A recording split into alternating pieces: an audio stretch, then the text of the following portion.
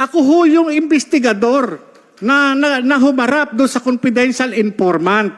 Yung kanyang mga ipinakikitang litrato, masyado pong mabigat yung mga involved. Merong artista, may politician. Sir, si ano po yan? Si Maricel. Maricel Soriano po. O maliban doon, ano pangalan nito na tawag nyo? Maria. Ngayon po, eto, sabi niya gano'n, eto sir, si ano po ito? Si Bongbong Marcos. Maliban dito, ano pangalan nito? Bonget. Sa akin, wala pong no? Unang-una, kamatayan po ang matatamo ko rito. Wala akong mapapala. Ang concern ko lang po dito, bilang dating alagad ng batas, lumabas na sa publiko ito. Sampal po ito sa mga tulad nating alagad ng batas. Ano ang gagawin natin? Magtatanga-tangahan na po ba tayo, Your Honor? Dito sa mga information na nalathala doon sa publiko. Itong problema natin na minumulto ang ating Pangulo, hindi po sana darating dito sa sitwasyon na makakaladkad ang pangalan ng Pangulong Marcos kung ginagawa lamang ng PIDEA yung kanyang mandato. Kung ito nagpatawag kagad ng investigasyon, halika, ano yung sinasabi mo? Halika, dito tayo, umupo tayo, titipahin ko yan. Ano yung sinasabi mo? Ilabas mo yung ebidensya mo. Sana ganun Ito po, nagtataka lang po ako, no? Sa halip na bigyang pansin yung mga records o yung mga classified documents na naandun po sa tanggapan ng IIS, bakit sinisira nila ang pagkatao ko? Bakit hindi nila pansinin yung nilalamang classified information na isinapubliko? Ako po nagtataka po ako, kaya po ako lumabas. Gawa ng nananahimik po ako nadamay po ako dito sa dokumentong pinirisinta ng isang vlogger na si Maharlika. Nananahimik po ako Ang ano ko po dyan, ang tingin ko, nagkaroon po ng awayan sa loob ng PIDEA. Doon po ako nagtataka, ba't ako nadamay dito? Di ba? Hindi ho kaya nag-umpisa ito doon sa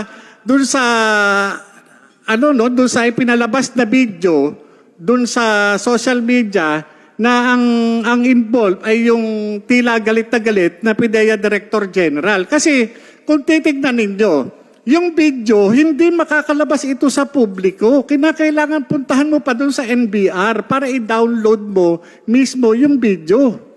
Bakit yung video nakalabas na dapat nasa pag-iingat ng Counterintelligence Office ng PIDEA? Hindi ho ba? Hindi kaya itong mga lumalabas na dokumentong ito ang dahilan ay para lamang hiyain yung PIDEA Director General? Ako nagtatanong lang po, wala ho akong masamang tinapay kay Director General Lasso. Malaki po ang respeto ko sa mga opisyalis ng gobyerno.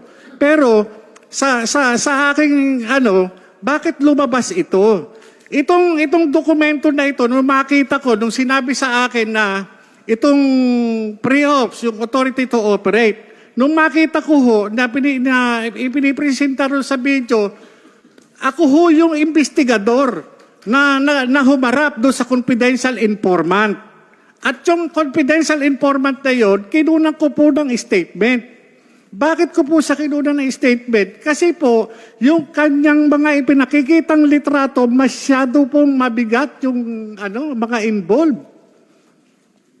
Sinong mga involved doon? Ang involved po doon, yung nakita ko mga litrato, no? Merong artista, may politician, may mga civilian. Ngayon po, tinanong ko po siya, sino ito? During nung kinukunan ko po siya ng kasi ayoko pong sa akin magmula yung pag-identify. Gusto ko sa kanya magmula yung identification. At yung mga nandun litrato, 5 litrato po yun sa pagkakatanda ko, iba't ibang klase, iba't ibang okasyon, iba't ibang pagkakataon. Yun po yung Ngayon, nung tinanong ko siya, sino ito? Kahit alam ko po na kung sino yon, sinabi niya, sir, si ano po yan? Si Maricel. Maricel Soriano po. O maliban doon, ano pangalan nito na tawag nyo? Maria.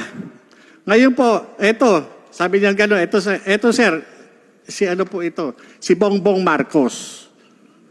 Maliban dito, ano pangalan nito? Bonget. Yun po yung sinabi niya. Siya po ang nagsasabi, hindi po ako. Siya po ang nag-identify, hindi po ako. Ako'y nagtatanong lamang po bilang investigador. Maliban dito, sino pa ang nakikilala mo rito? Yung iba nga po, tinakpan po niya ng pentel pen. Dahil nga ayaw niya na i-reveal sa akin yung iniingatan niya rin. May mga iba pong mga personalidad doon na hindi ko na po matandaan yung mga pangalan. Ngayon po, doon po sa opisina, kinunan ko ng statement, yung confidential informant, kung sino po yung present na naandun na kasama ko doon sa opisina, inilagay ko po yung pangalan. Kaya po, kinuha ko yung statement tayo, nakalagay po roon sa harap nina. So sino yun? Mga kasama mo? Makikita po yun doon sa Kaya nga ang ko doon sa... Hindi mo ma-recall? Hindi ko po ma-recall. Kasi sa dami na po. Hindi lang po yun ang kaso na nahawakan ko sa PIDEA. Kung tatanungin niyo po ako kung sino yung mga nakalagay doon, hindi ko po tatandaan kasi kinakailangan ko yung dokumento. Kagaya po niyan. Sandali. Sir, so you confirm na yung papel na yun na nagkakalat niya sa social media, yung dalawa, yung pre-operation report at saka yung authority to conduct operation, are they authentic documents? There are no such documents, Your Honor. There are no such documents? Yes, Your Honor. So ngayon, na nandyan ngayon, so denied mo yan na hindi yan dokumento ng PDEA? Yes, Your Honor. Your Honor, Yes. ganito sir, Your Honor, ako naiintindihan ko si General Lasso eh. Kasi, yung mga nai-involve dun sa dokumentong yun, yun yung appointing authority na nagtiwala sa kanya para dyan sa kanyang, hinahawakang posisyon sa PIDEA. Sa akin, wala pong unang-una, kamatayan po ang matatamo ko rito. Wala akong mapapala.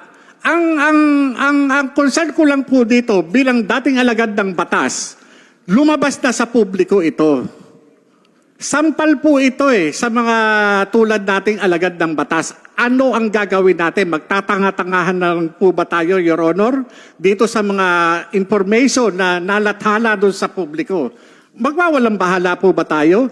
Ang tanong ko papaano yung mandatong pinagkaloob ng Comprehensive Dangerous Drugs Act, lalo na dito sa butihing Director General ng PIDEA, ano ang gagawin natin? Kagaya niyan, may nilabas na naman si Maharlika. Yung sinasabing 2 minutes lang yung kinandak na drug test result. Wala ho bang authority ang PIDEA na mag-issue ng subpoena duces tecum ad testificandum against dun sa doktor at dun sa medical technologies, ganun din dun sa drug testing facility. Sana pinagpapaliwanag, hindi dapat siguro, it's unfair din to accuse General Lasso dahil he was not the director at that time. Sino bang director ng time na yon?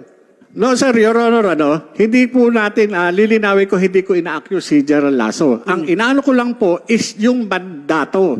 Pwede naman po siyang mag-utusin, mag-conduct ng confidential investigation, magpatawag ng investigation sa PIDEA, katulad ng ginagawa sa mga ordinaryong tao. Kung meron tayong mga suspected na drug offenders, hindi ba nagkakandak tayo na confidential investigation o investigation? Hindi po ba? Bakit hindi natin ipatupad ng tama, ng equal itong batas? Kaya nga kaya po ako talaga nagsikap ako na makarating dito at sumulat sa inyo upang magkaroon tayo ng sapat na batas.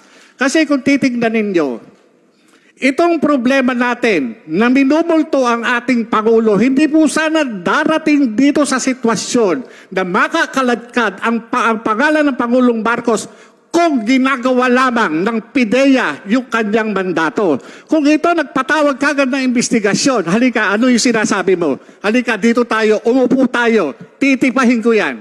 Ano yung sinasabi mo? Ilabas mo yung ebidensya mo. Sana ganun Okay.